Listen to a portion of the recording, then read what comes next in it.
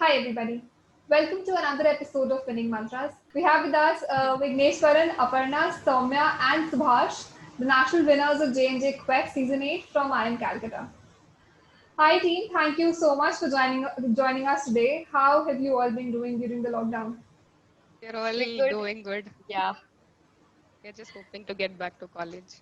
exactly. I can absolutely understand that. We're all hoping to get back to our offices, to our colleges sometime soon. This is all taking a toll on all of us, I think. Yeah. It's True. been a very difficult experience, but some things come along the way that make the experience worthwhile, like winning this. So I guess we'll be happy to talk about it. Definitely, definitely. I think this lockdown has been very fruitful for you guys because you finally won the competition that was running for about 7 to 8 months, and that was a very long period. Let us begin with the basics of the competition. What was J&J Quest Season 8 all about, and how was the competition structured? So like Saumya had already mentioned it had begun in December. So we registered in December with like almost zero hopes. We were all from the same section in our college, so we randomly picked, okay, let's do something, and then we picked up every member on the go, like while getting back to the washroom during an interval break. So that's how we formed our team. But then, so first round was we had to submit a one-slider summary, kind of like a one-slider PPT regarding the summary of the case that they had given us. They had selected 5 teams out of the teams that participated from our college. So each college had a different case, and ours was based on oncology, blood cancer case, a drug for a blood cancer that was supposed to be launched in India in 2 3 years. So that was our J&J had come down to campus to conduct the campus round, and then they selected two teams out of the 5, and those 2 teams had to work with J&J throughout, like for a live project of about 1.5 months. And then out of those 2 teams, we were selected as the campus winners, and then we went to the national finals, and then we competed with 14 teams of the same, like who came from the same selection criteria from 14 different institutes, and that's how we won. Yeah. That sounds interesting. So, when you reached the national finals, did you present your life project? How did that go about? What was that? What was your case at that point in time? So our case, so it as Aparna mentioned, each college had a different case.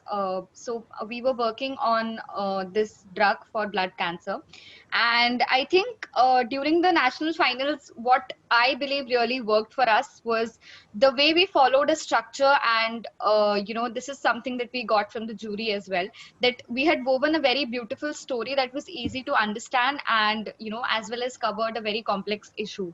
So we started with what is the heart of every marketing competition, a customer journey. So we started with a patient journey essentially, and we addressed challenges at each point of the journey, and in the later part of our recommendations part, we tried to collate all those challenges into one program that addressed these challenges and tried to mitigate them.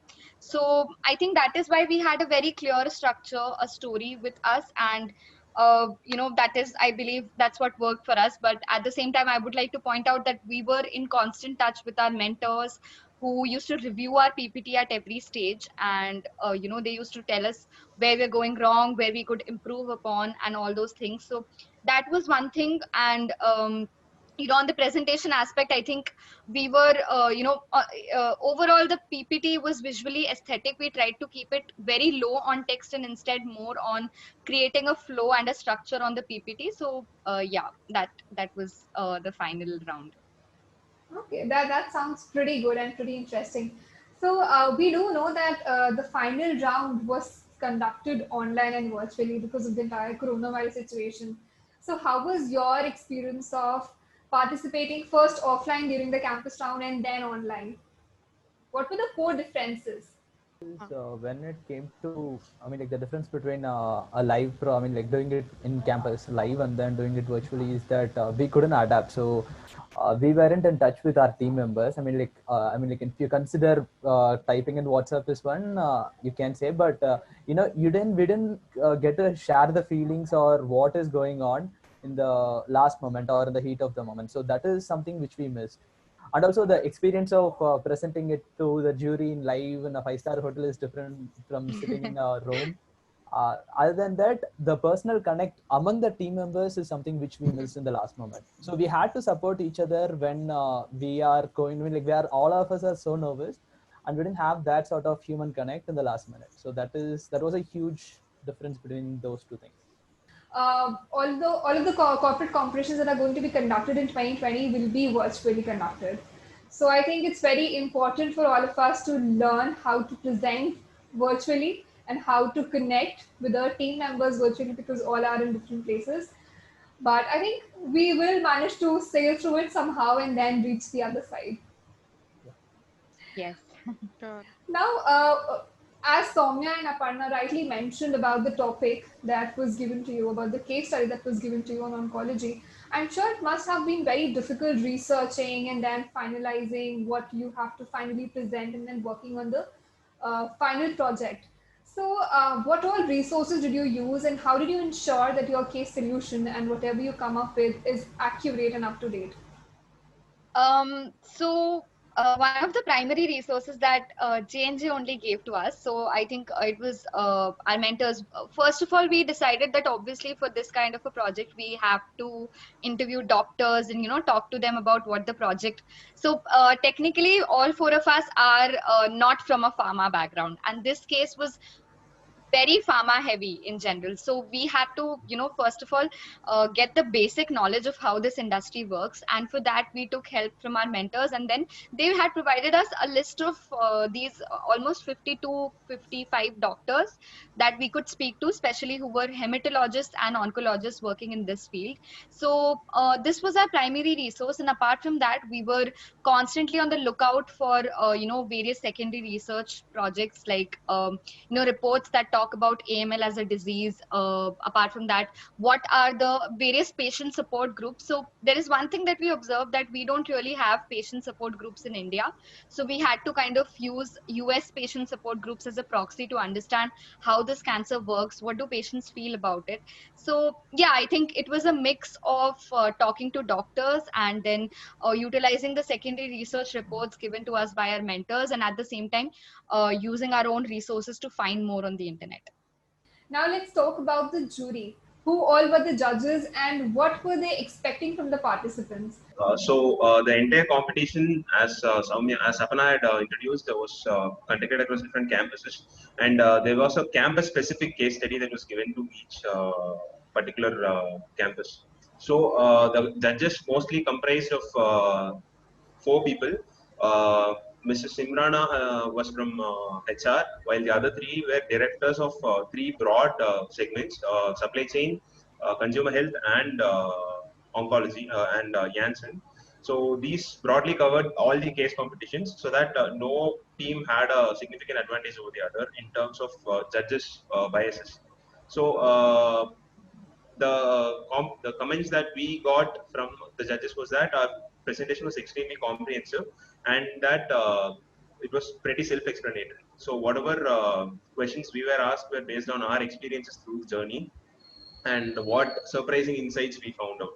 So, in a broader sense, what the judges were looking for was a comprehensiveness of the solution that was provided, the uniqueness of the solution, and most importantly, the implementability of the solution. So these were some parameters that the judges had a look on, and whatever comments we got were mostly on the effectiveness of the solution. As Saumya mentioned, we had combined all the problems and all the solutions that could be provided to those problems under a single bracket program, and I guess that did a great help to us in terms of winning competition. Okay, that perfect. That sounds perfect. Now, I'm sure that the winning teams are the ones who reach the national finals. would have had presented absolutely amazing ideas during their presentations. So, were there any such ideas that took you by surprise?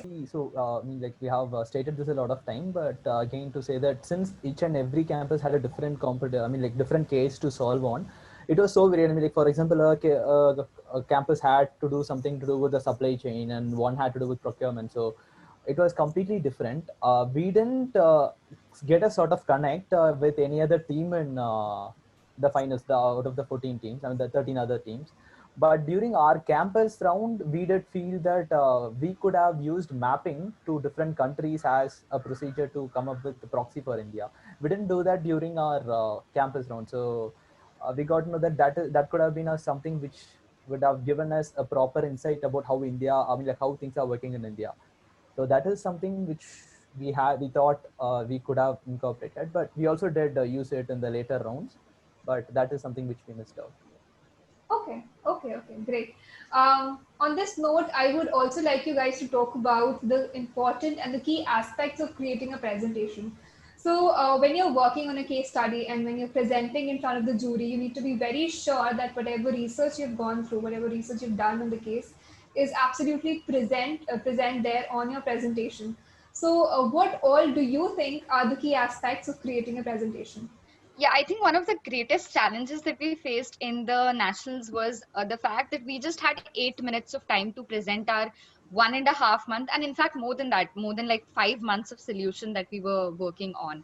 And it was a big challenge for us because we had to kind of compress everything into those 8 minutes of time. So for us, I believe, and in fact for all the other people who are looking forward to make a presentation, brevity is always the key. I mean, you should always keep your presentations and slides very low on text, because people don't absorb text very easily. It should be more self explanatory, and we should use words that kind of create a good flow in the presentation instead of explaining in each and everything. I think the explanation part should be more on what the team members are trying to speak in the presentation. So yeah, I think that worked for us. Aparna, you can continue.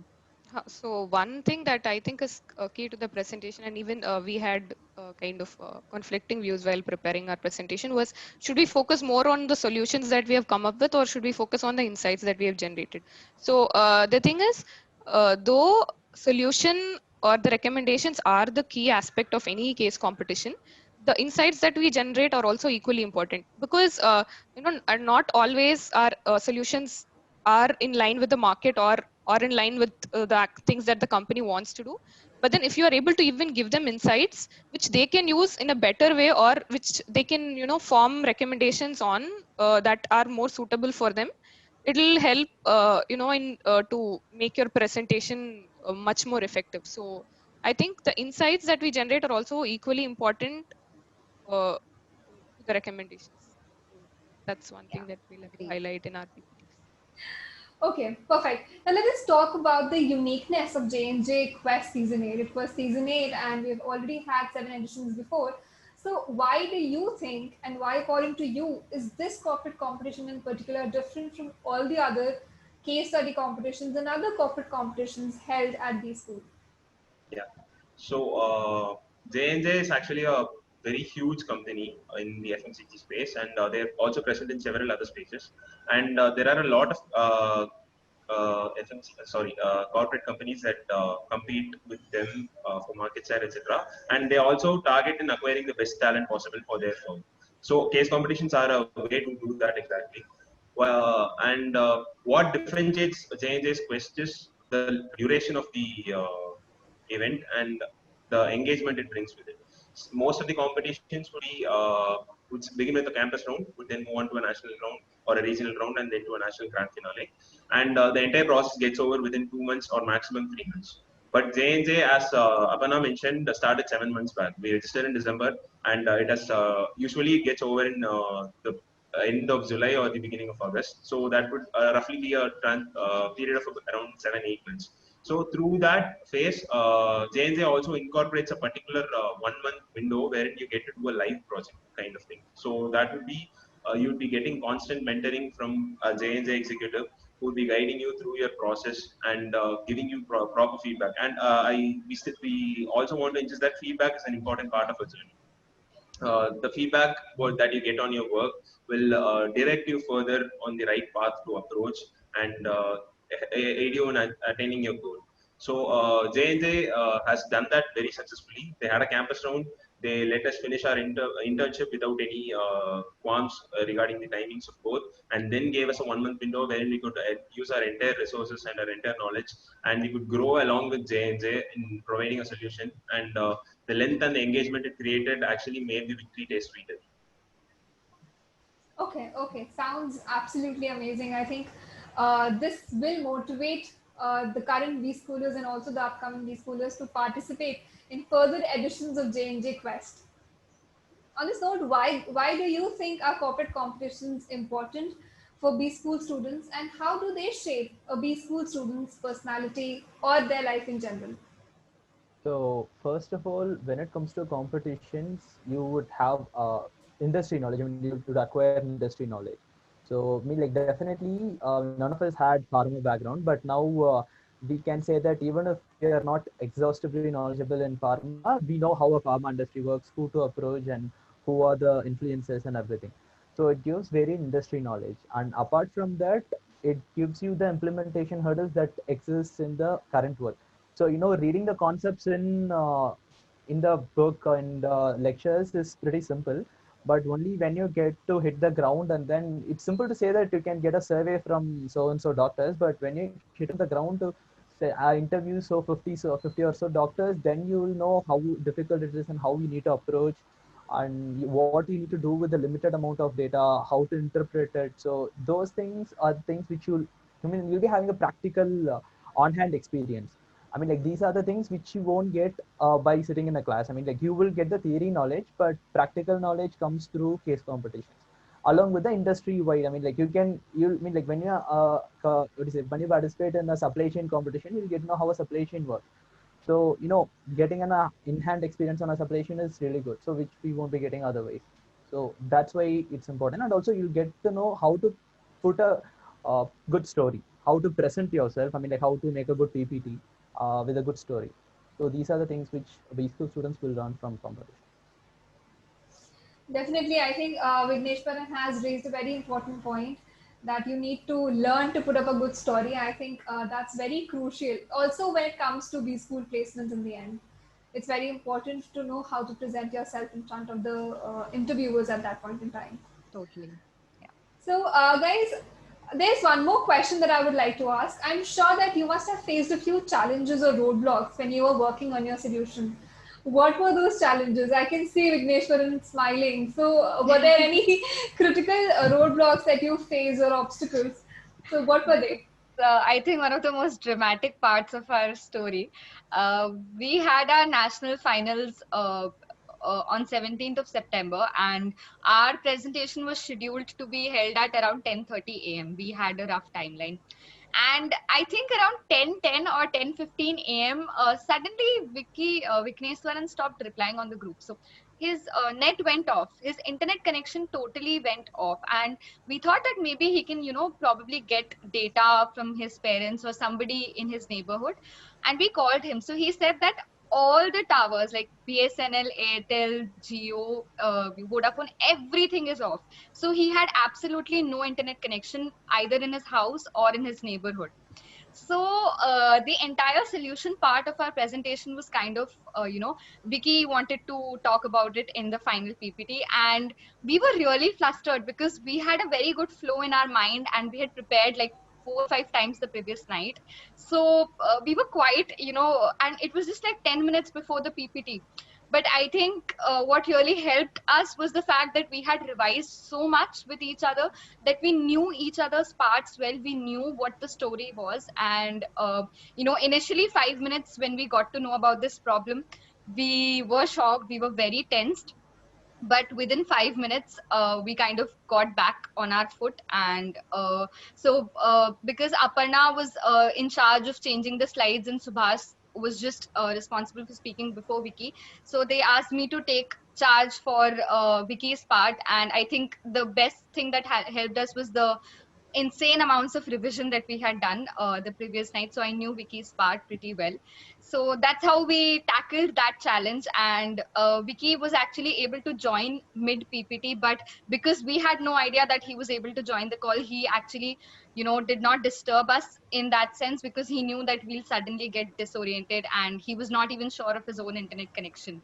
So that was one of the biggest hurdles, I feel. And that, yeah. And another thing that I would like to mention is during the live project part, I feel doctors, especially during this COVID scenario, it was really hard to get in touch with the doctors, because they were not free. Obviously, they were, on duty all the time. So that I think perseverance really helped there, because we, constantly contacted doctors. We kept doing our follow up, which I feel is the most important part that we learn in a corporate life. That follow up is very important. So yeah, that were two major obstacles. But I think, yeah, the Wiki's internet connection adds to the most dramatic part of our presentation. Yeah. I cannot even imagine what you guys must have felt on the final day when all of this went haywire suddenly, and then you were like, okay, we were going to give a winning presentation, but Vicky's lost internet. But anyway, all's well that ends well, and you still Yes. managed to bag the trophy, and that's what matters in the end. Yeah.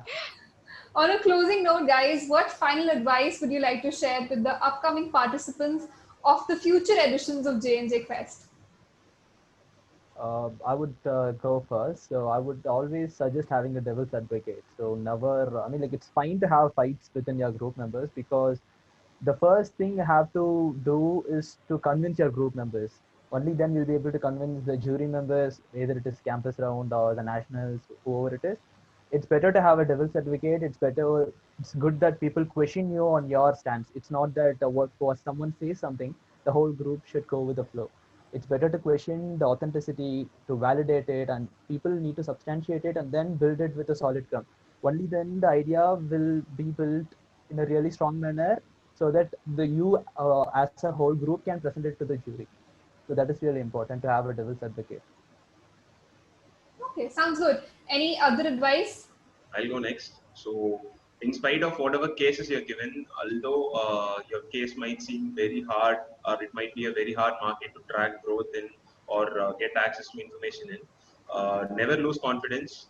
After all, it is designed to test your knowledge and your skills, and everything will be rewarded in the end, and it will help you grow in a way that no other things, or rather easy things, can never do. So, in my opinion, what I think is most important is understanding what the jury or the company wants from you.